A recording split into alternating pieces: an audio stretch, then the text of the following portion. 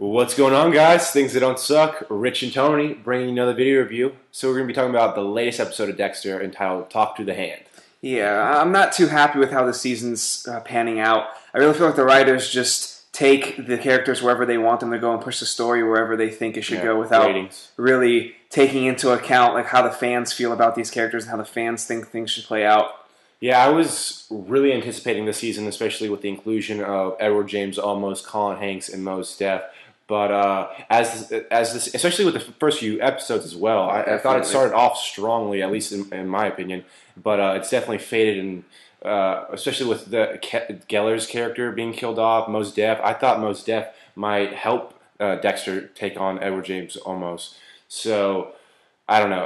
Like I said, it's completely faded. This episode was very lackluster, and I almost don't even care to see the conclusion. I'm more concerned with Lewis's character and the possibilities that his plot could create. Yeah, what the future could bring is way more interesting to me than what's going to happen next episode. Unfortunately. Her sacrifice will be enough. It must be what God wanted. It's okay. I got faith in the writers.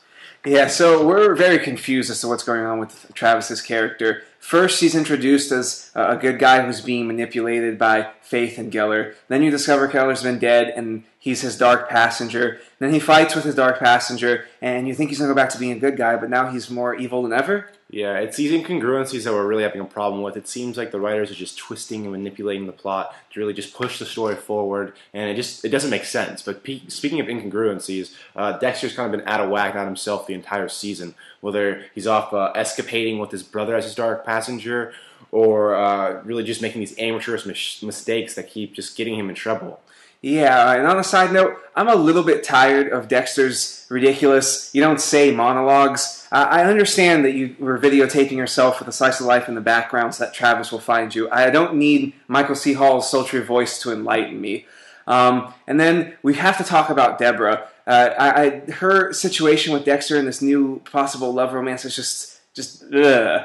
I understand that she's dealing with her issues, and then she finds solace in Dexter, and then now with Matthews and everything going on, you know, she might have moments of weakness. But why are you going to make two spouses in real life who are now brother and sister on the show have this new, just creepy relationship? Answer: writers hate them. But anyway, we got to definitely talk about Lewis. He is pretty much being set up to become the antagonist for next season, which I kind of have in the back of my mind. I hope he's the antagonist for like the next 2 seasons, since it's been renewed, like I said, for another 2 years. I think that would be a different dynamic, kind of have Lewis and Dexter going back and forth, while maybe Dexter takes on a few other villains or murderers or bad guys throughout the course of the year. But and how do you feel about the rumors that he might be a third brother? Ludicrous.